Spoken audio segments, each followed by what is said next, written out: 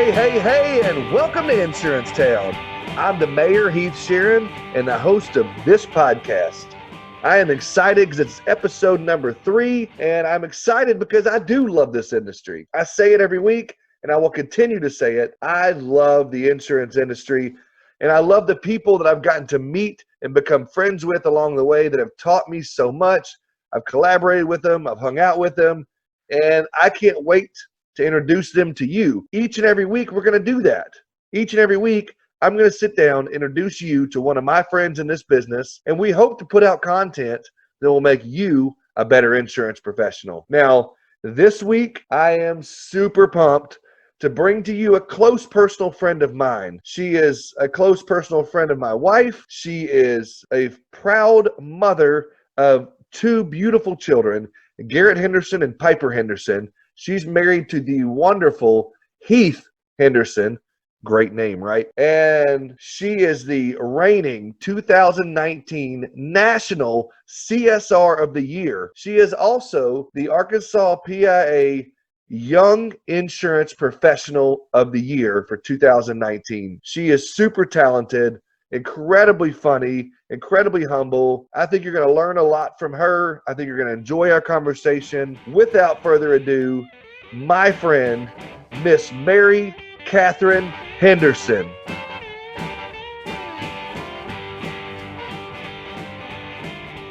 Hey, MK, how are you? Hey, Heath, I'm good. How are you?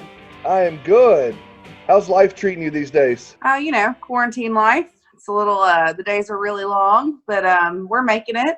We're healthy, so that's a good thing. That is a good thing. Hey, I'm excited to have you on the podcast today, and I wanted you to talk to my audience. Let's take a stroll down memory lane for a minute. Take us back as far as you want to, and let's talk about your career and what's made you so amazing and wonderful that you are.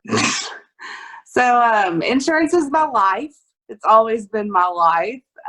2 weeks after I turned 16, I got a job at Argenia as a file clerk. So Argenia is a local brokerage firm here in Little Rock, and I was faxing accord applications before I knew what an accord application was. Same thing with lapse notices. I didn't even know what that word meant. But so insurance sucked me in very early in life. I worked there in the summers and after school until I graduated high school. And then I went away to college for a whole year and flunked out and had to move home. And so I partied real hard and just didn't work out for me. So I went back to work at Argenia as a receptionist and learned real quick that $18,000 a year wasn't going to cut it. It wasn't the life I wanted. And I enrolled in school and I went to night school. So I got my associate's degree from Pulaski Tech. Then I got my insurance degree from UALR.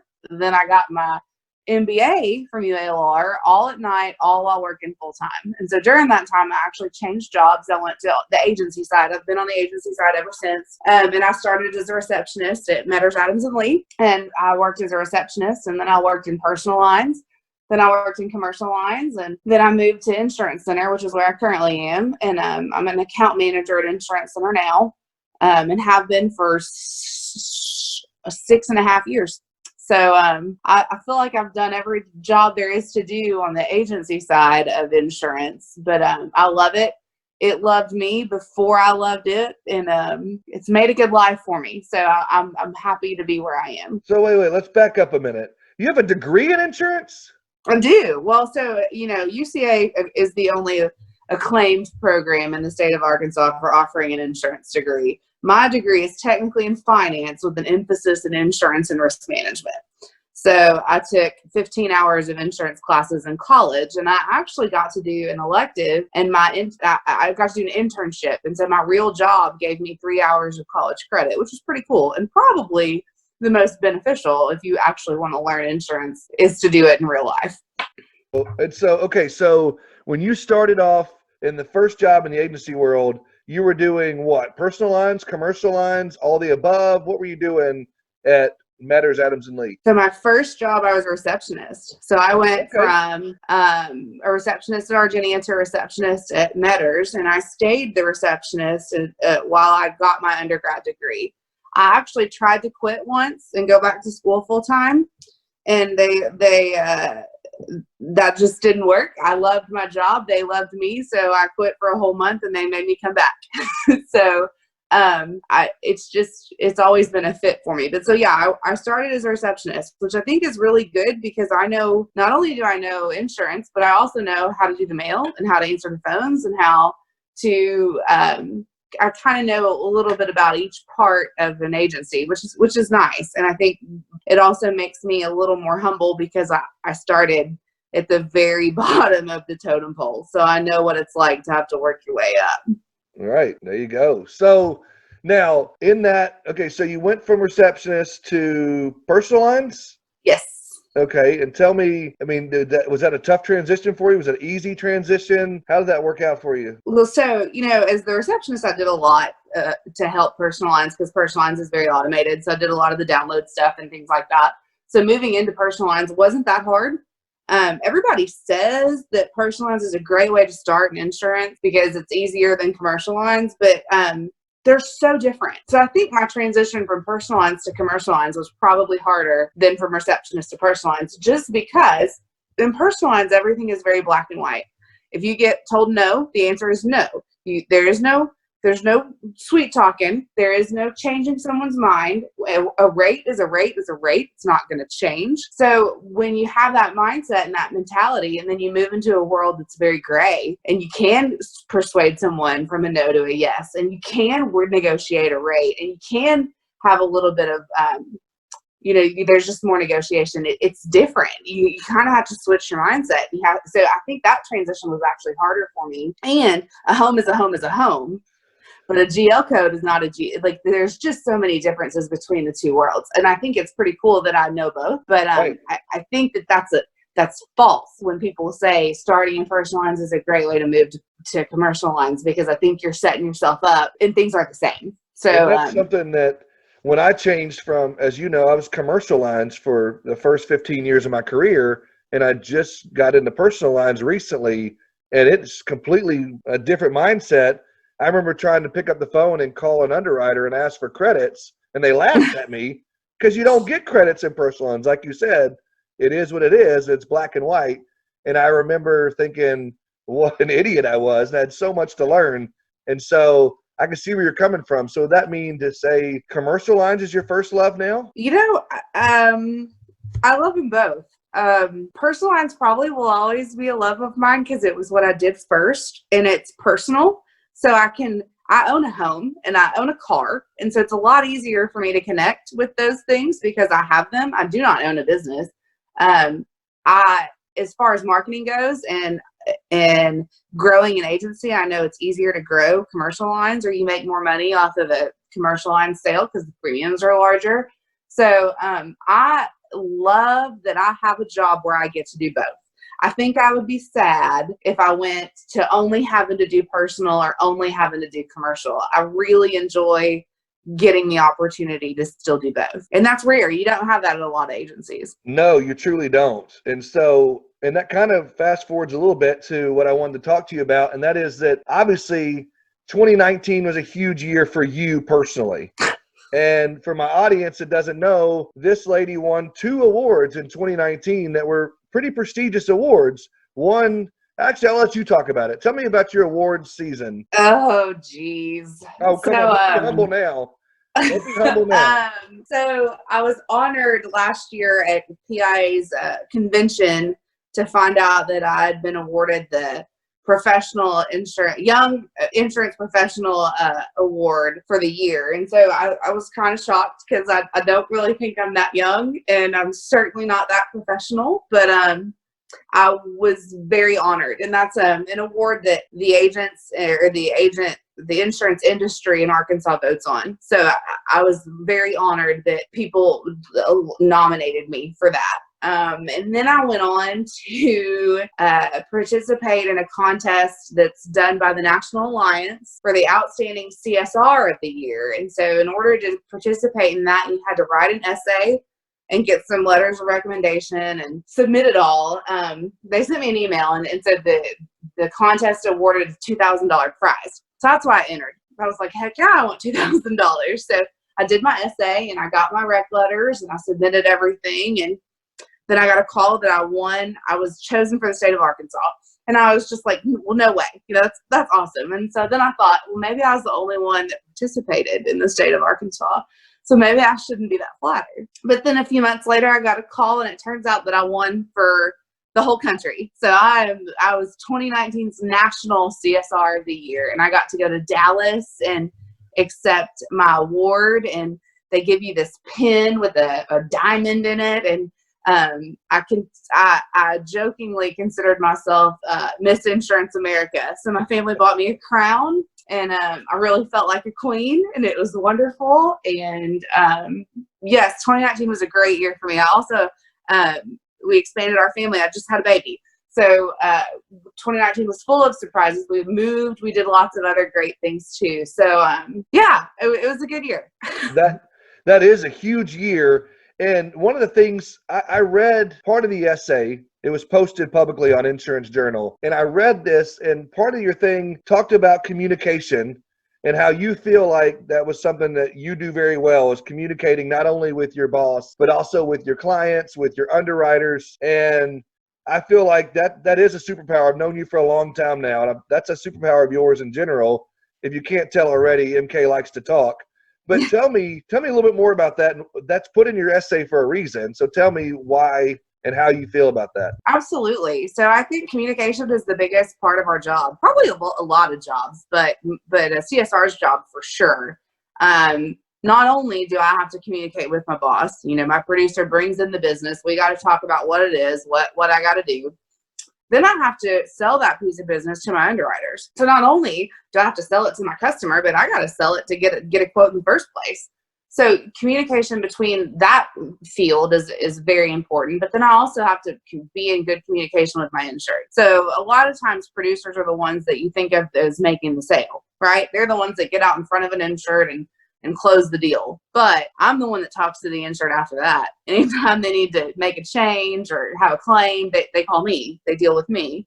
Same thing goes on the underwriter side. My producer goes out in front of the insured to make the sale, but I'm the one that's selling it to the underwriters. So communication between all of those lines in the insurance chain is important. And I think that's something I love. I do love to talk. You do too. Thank you very much. But I think that's why I love my job, because I get to talk to a lot of people, and building those relationships is by far the most important part of my job. Why do you think I started a podcast? Of course I love to talk, and so I figured, Stacy told me you need to find a hobby through this whole quarantine thing. I was like, you know what? I like to talk, and I love the insurance business. I'll just introduce people to my friends in the business and start a podcast. So yes. But on a back to you for a minute. So communication, you brought up something about underwriters, and a lot of CSRs do a really good job with this, but a lot of them may not understand, especially producers, I feel like, may not understand how important that is to have that relationship with the underwriter. And so I would love for you to talk about that a few minutes. What is that like day to day, and how important is that in your role as a customer service rep?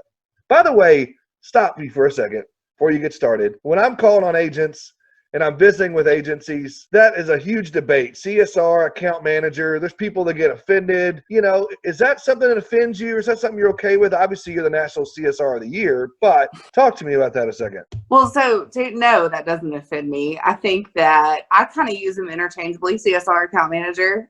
My title doesn't define my job. So my job is anything, and it changes every day. So I don't really care what my title, like, you can call me whatever you want to. It doesn't change the job that I do. So no, I don't take offense to that. I think a lot of people do. And I would tell them that it does, in my opinion, it doesn't matter. I mean, you can be the president of peons, if that makes you feel better, but it doesn't change your daily tasks. It doesn't change your responsibilities. And I'm very much a team player. So a lot of days I wear different hats. So a lot of days I can be a producer, and I can be a claims manager, and I can be an accountant, and I can be so many other things. And so I think putting so much emphasis on a job title, that to me, I don't take it personally. So, and I would hope other people don't either, but I know I agree with you. A lot of people are really wrapped up in what they're called, and I don't think they should be. Okay, I agree with you. Now, back to my underwriter question. So relationships are key in this business. It is all about relationship and personal. Like you need to learn, you need to know your people personally. So I think that the associations in our state and all of the things that we do as groups helps to build those relationships. So in my opinion, it is vital for you to get to know your carrier partners. So go to those happy hours, go be a part of the food bank when we go, do can drives or do things like that, because the way that you're going to build your book of business, the way that you're going to be successful is to build your relationships. So that being said, I love my underwriters. I know them personally. I love them. All of them. I really like all of my underwriters, and I've gotten to know them personally through all of those different channels. And so then when it comes time to do business, they know me, they trust me, they know what I'm sending them, I know what I'm sending them, and I try to feel out who wants what kind of business and send it accordingly. So this entire business is all about relationships. There's a lot of processing and there's a lot of, detail stuff, but the writing of the business is all relationship based. And those are all very important. Is there a tip or a trick that you could give that helps other CSRs with their underwriters? I know that in my career, I've seen people send flowers to their underwriters. I've seen people send chocolates, birthday cards, kind of like you would do with your clients. But is there something that you could tell a CSR out there that might be able to help them in that relationship, or an agent for that matter? Well, so, I don't know that I've never really sent a lot of gifts. But I know my underwriters. I'm friends with them on Facebook. So I know their kids' names. I know their personal interests. And I try to be engaged in their lives. And I also know the kind of business that they want to write. So I don't waste their time sending them stuff that they're not interested in.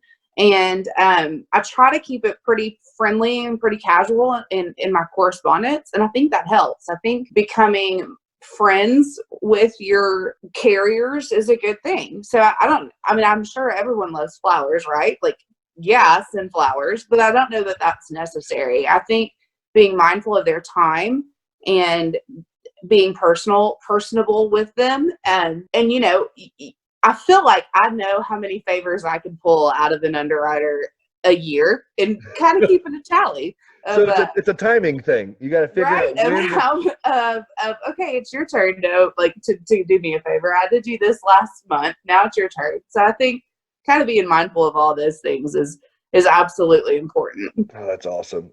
So working where you're working now, I've heard you say, and I know this to be true, you have a pretty awesome boss and a good relationship with your boss, and he treats you pretty well. If you were to sit down and talk to agency principals, agency owners out there, put that hat on for a minute, consult with them, what is it that they could do to retain good employees, to make work-life balance easier for a CSR, and to make a CSR want to stay? Oh, so many things. Like, that's such a good question. Yes, I have an amazing boss.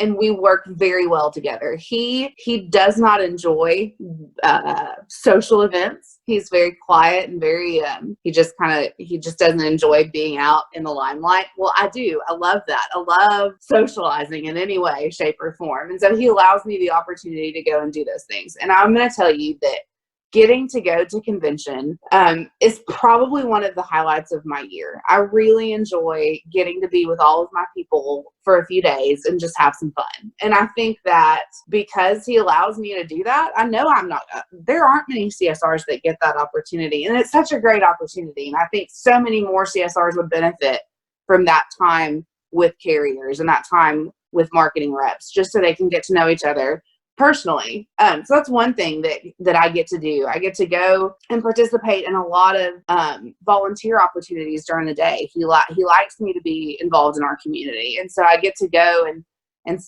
do that. I mean, he knows I'm going to get my work done. He trusts that the work will be done. And so he allows me the opportunities to go do some volunteering. Those things are important. He also, during this time of quarantine, has allowed me to work from home. So that's nice. And that being able to work from home is so crucial for someone with 2 small kids.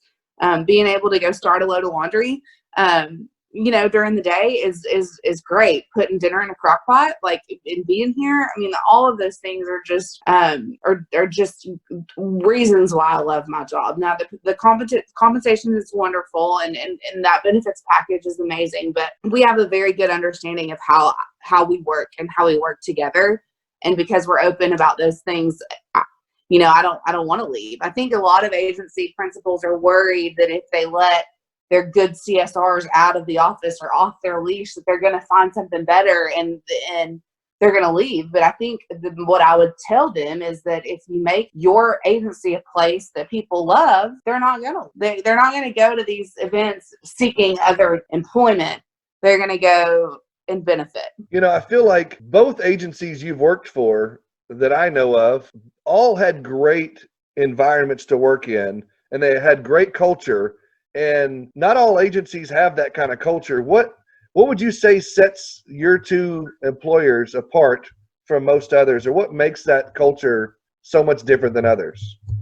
Well, it's crazy. So, I'm 33. I started in insurance when I was 16. So now we're at half of my life I've been in insurance.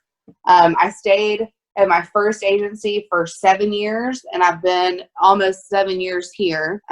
So I don't move around a lot. Obviously, I was very happy at both places. And it is the culture that kept me there for so many years. My agencies are like family. I think a lot of insurance folks are like family. We are a big family now. Man, we're a twisted family, but we're a family. And I think that's so important, to be able to socialize with the people that you work with makes going to work not that bad. So, making your place of employment a place that people enjoy going would be number 1 on the list for sure. I also know, going back to your college days, I know you love youre, and you have gotten involved with youre. And at your previous place of employment, they allowed you to get involved with a company or an event called Riverfest. And I know that where you work now, they've allowed you to be super involved in both state associations, Big I and PIA, and you've been involved in a lot of those things. Do you feel like that's something that helps you a lot too? Is that a part of what makes you MK? Absolutely. So also, I'm really involved in my high school too. So I'm on the board at Little Rock Central High and do an event for them called Tiger Fest. So education is really important to me, whether it be insurance education or, college education. I really am a big contender for education. So yes, that's very important. That's important to me as a person. I need that community involvement. I need to feel like I'm helping people. I need to feel like something I can do matters. And so being able to have an employer that allows me to go and do those things is great. But it also is great for him because I'm out in the community, saying I work at Insurance Center. What can I help you with? What can I do for you from an insurance point of view while I help volunteer for whatever it may be? So yes, Riverfest was very dear to my heart, and I'm very sad that it is no longer. But I do try to find some of those things to fill my time because that's important to me. Giving back to our community is very important to me. So I think it's funny, back to what you were saying earlier, there's so many agency principals that are afraid to let their people out, but you're saying quite the contrary. While you're out and about, you're selling the agency. You're selling the idea of, dude, I work for an insurance company or an insurance agency. I can help you. And so Clay, your boss, is obviously benefiting from that. And I find that fascinating that you bring that up. So we're going to switch for just a minute, and I want you to put on your CSR trainer hat, so to speak. If you were talking to a class of brand new CSRs coming into the business, what advice would you give them to be the most efficient or the best CSR they could be? Oh, that makes me so happy. First, I'd say welcome, because we need you. We need young people desperately. We need young people. You don't see a lot of them. So welcome. We're glad you're here. Second, I think I'd tell them that the most important thing, I think, for me has always been to be a team player. I think that's why I've been successful is because I don't ever say the words, that's not my job, or I can't do that, or go find someone else. I mean, I really try to help in any way that I can. And I think that's a very important trait to make it far in life, is to be a team player. I also think that education is very important. Our industry is changing every day. So get learned, go somewhere, get some smart, continue to read about, when carriers send you emails, don't delete them, read them, stuff like that. I think that's very important. I also think that, back to being a team player, I have learned more from the ladies that have done this job longer than I've been alive than I ever learned in college. So to go and ask questions and know that these women have been doing this for years and they're there to help. I mean, that we're all a team. The only way an agency is going to be successful is if we all work together. So that's more of that team player stuff. I also think that it's important to be involved. So I've been successful in writing business because I'm involved. I try to go to as many association events as I can. I try to be involved in our community. I try to be personable with my carriers and my insureds, because I think all of those things have made me successful. So I think that those would be some words of wisdom. I hope I'm not leaving anything out, but that's a good starting point. No, I think that's fantastic. And I do believe, like you, that this industry, the more you're involved, the more you're going to get out of it personally, and the more you're going to get out of it professionally as well.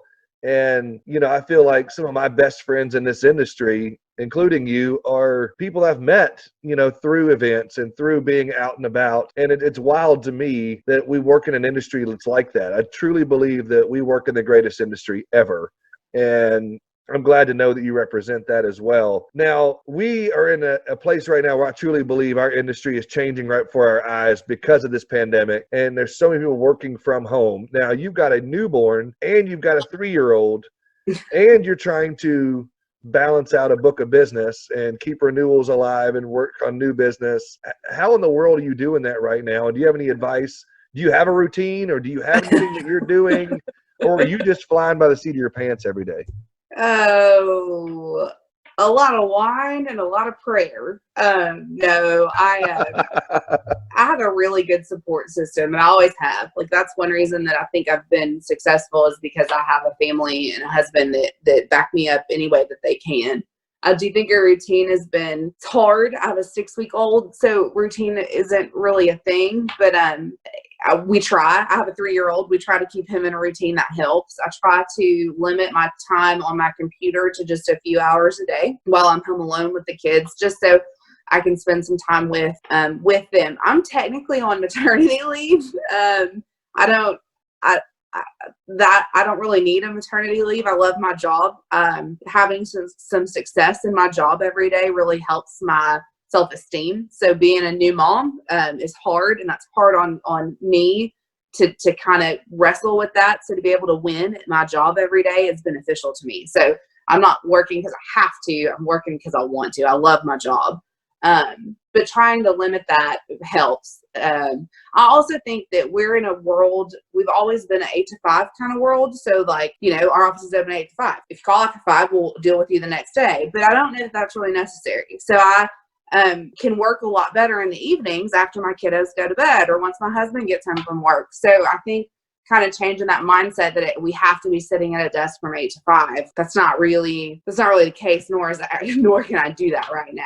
So I think we are totally in a different world. I've never gotten to work from home really, and I'm hoping that after this is over, I'll kind of continue to get at least some time at home, just because I enjoy it. I enjoy getting to be here with my kids. Did that answer your question? Did I go off topic there? No. That was great. I believe that there'll be people working from home right now that may never go back to a traditional work environment. And so, there's some people that have to get up every morning and take a shower and put their clothes on and be ready for the day. And there's some people that thrive better in their pajamas. It's whatever works for you. And then there's some that need a routine and some that don't. But I would just tell people, find what works for you and be consistent with it. And it's good to hear that you're trying to do that. But I also love what you said, about, winning every day at your work helps you. And I think going back to what you're talking about earlier, that's another thing that sets you apart. And I've talked to Clay about this, that he loves working with you because his clients are your clients and you treat them as if you're getting commission on them, even though you don't. But the fact that you're taking those clients in as your own, and it hurts you when you lose and it makes you happy when you win, that's unique in my opinion. And anyhow, go ahead. Well, yeah. So we haven't lost many since I've been with Clay. Clay has great relationships with his customers, and that's all him. I would like to think that they're pleased with me, and that's why they stick around. But that's Clay too. But we have lost a few, and I've cried. Like, I've gone in his office and I've cried, and he's like, "You get it together. What's wrong with you?" I'm like, I didn't want him to go. I do. I take it all very personally. These are my people. Same with the carrier side too. Those relationships are just as important. I'm a people person. I love my people, and so I do take it all very personally. Because it's my job, and I'm proud of it. I'm proud of what I've accomplished, and so I think that sense of pride really shows in my work for sure. But it also, I'm never going to be an 8 to 5 person. If somebody emails me at 9 o'clock at night and I'm awake and I read it, I'm going to answer you if I can. And that's just kind of how I've always been. And I love my people very much. And so I think, but you got to have that passion to be successful. You gotta love what you do, or why are you doing it? That's kind of how I feel, and I do love what I do. Okay, so I'm coming up against hoping a baby doesn't wake up anytime soon, but I could carry on a conversation with you forever, and we probably will off air later. But so I know you're passionate about this business like I am, and you and I both agree there needs to be more young people. If there's anybody that happens to stumble upon this show that's not in the insurance business, what would you say to recruit a young person or anybody to this business? Because like I said, you and I both love it. So what I've always thought is that insurance can be taught. So like, I can teach you the definition of special form coverage. Like, I don't need you to know that. We can teach you that. But if you've got the personality that loves to deal with people, and you love to be kind of in a you love to win, like things like that, there's just certain traits that I think we all possess that make this job good for us. I think if you've got those traits, and I don't care if you're a waitress, I don't care if you're a hairstylist, and whatever you may be, I can teach you insurance. So I think that's really important to learn. So if you're listening to this and you don't really like what you're doing and you think you might want to change, I think insurance is great.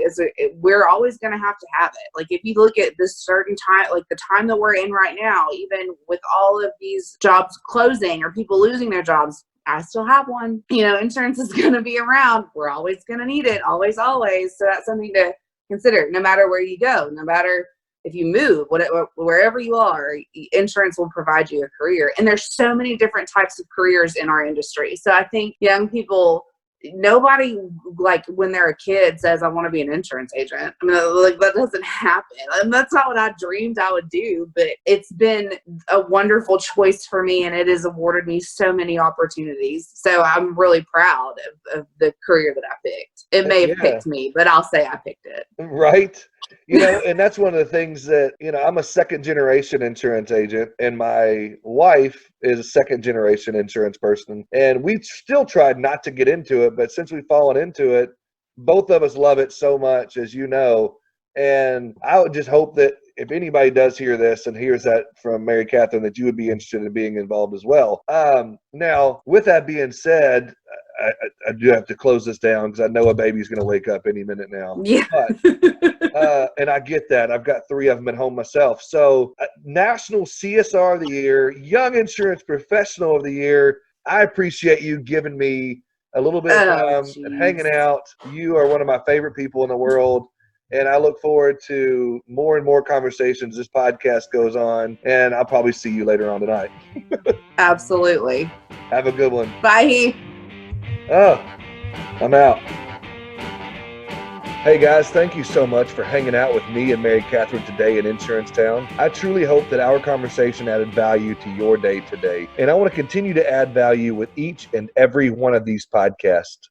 And in order to do that, I'm going to need your feedback. So if you'll do me a favor, First of all, go up and subscribe to this podcast and give me a rating. And then go into your email, shoot me an email at heath@insurancetownpodcast.com. Give me your good feedback, your negative feedback. If you have any guests you would like for me to bring on, content you would like for me to discuss, I would love to hear all of that. Insurance Town Podcast is produced by Ready Set Podcast.